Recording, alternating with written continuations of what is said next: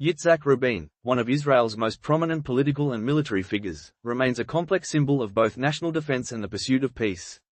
Born on March 1, 1922, in Jerusalem during the British Mandate of Palestine, Rabin emerged as a pivotal actor in the formation and development of the State of Israel, navigating a career that spanned military command, political leadership, and diplomacy. His life trajectory embodies the duality of Israel's struggles, security imperatives on one hand and the pursuit of reconciliation with its neighbors on the other. Military career and early leadership. Rabin's formative years were deeply influenced by the Zionist ideals of self-determination and collective responsibility. He joined the Palmach, the elite strike force of the Haganah, in his youth, quickly distinguishing himself with strategic insight and leadership skills.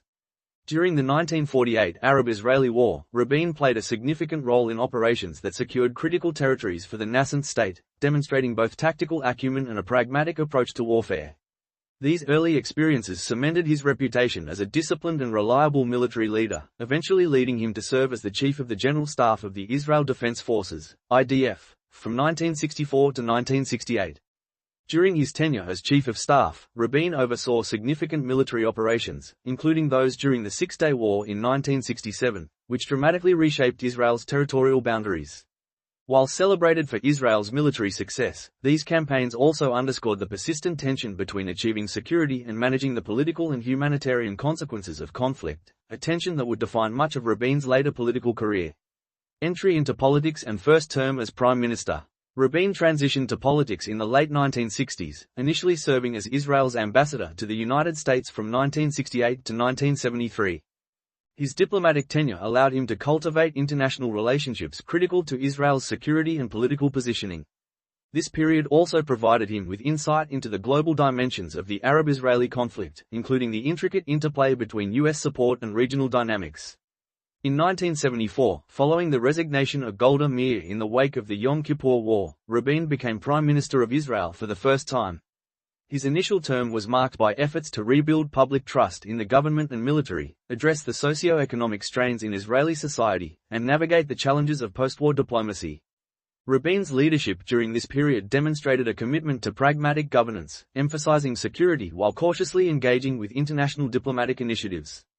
However, his first term ended in 1977, overshadowed by domestic controversies, particularly the handling of social and political unrest. Return to leadership and the road to peace. Rabin's second term as Prime Minister, beginning in 1992, was distinguished by a renewed focus on peace and reconciliation, reflecting a shift in both his personal approach and the broader political landscape of the early 1990s. The collapse of the Cold War, shifting regional alliances, and evolving global attitudes toward conflict resolution created an environment conducive to negotiation. Central to Rabin's second term was the pursuit of a lasting peace with the Palestinians. His government played a crucial role in the Oslo Accords, a landmark series of agreements facilitated by secret negotiations between Israel and the Palestine Liberation Organization, PLO. Signed in 1993, the Oslo Accords represented a historic step toward resolving one of the most intractable conflicts in modern history. Rabin's willingness to engage in dialogue with the PLO, an organization previously considered a terrorist entity by Israel, signaled a pragmatic recognition of the need for compromise and mutual recognition as a foundation for sustainable peace. Rabin's approach to peace was characterized by a combination of realism and courage. He understood the deep-seated security concerns of Israel, insisting on safeguards and gradual implementation, while simultaneously acknowledging the legitimacy of Palestinian aspirations.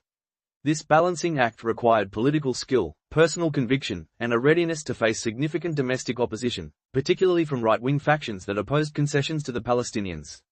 Domestic challenges and controversies. Despite his achievements in diplomacy, Rabin's leadership was not without domestic challenges. The Oslo process polarized Israeli society, with hardline groups viewing his policies as a threat to national security and territorial integrity. Rabin faced protests, political campaigns aimed at undermining his initiatives, and intense scrutiny from the media and opposition parties. His government also had to manage complex issues within Israeli society, including economic reform, social inequality, and the integration of diverse immigrant populations. Moreover, Rabin's pragmatic approach occasionally put him at odds with ideological factions within his own Labour Party, reflecting the broader tension in Israeli politics between security priorities and the pursuit of peace. Yet, he remained committed to a vision of Israel that could reconcile its identity as a Jewish state with the imperatives of regional stability and coexistence. Assassination and legacy. Tragically, Yitzhak Rabin's life and career were cut short on November 4, 1995, when he was assassinated by a right-wing extremist opposed to the Oslo Accords. His death marked a profound moment in Israeli history, symbolizing both the high stakes of political leadership and the deeply rooted divisions within Israeli society. The assassination not only ended Rabin's direct contributions but also cast a long shadow over subsequent peace efforts, highlighting the fragility of political compromise in a context of entrenched conflict. Despite the abrupt end to his life, Rabin's legacy endures through his contributions to Israel's security and his courageous pursuit of peace. Internationally, he is remembered as a statesman willing to take risks for reconciliation, earning the Nobel Peace Prize in 1994 alongside Shimon Peres and Yasser Arafat. Domestically, his vision continues to influence debates about the balance between security, diplomacy, and the moral responsibilities of leadership. Rabin's leadership philosophy. A defining feature of Rabin's leadership was his pragmatism, informed by military discipline and tempered by political necessity. He approached problems with a focus on practical outcomes rather than ideological purity, whether in military operations, diplomatic negotiations, or domestic policy. This pragmatism was complemented by a deep sense of responsibility to the state and its citizens, reflecting his belief that leadership demanded both courage and accountability.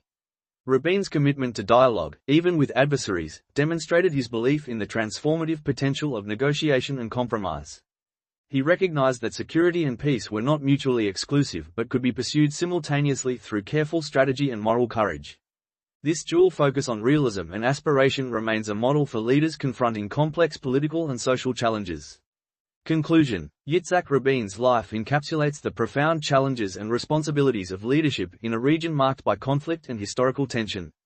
From his early military career to his diplomatic efforts and his role as prime minister, Rabin consistently demonstrated a commitment to Israel's security while striving for peace and reconciliation.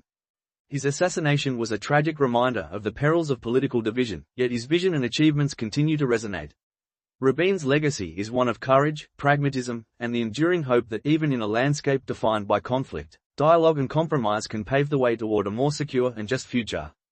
In the broader historical context, Rabin serves as a symbol of the tension inherent in leadership, the need to safeguard the present while imagining a better future. His life invites reflection on the possibilities of reconciliation, the costs of division, and the enduring importance of visionary yet grounded statesmanship in the pursuit of national and regional peace.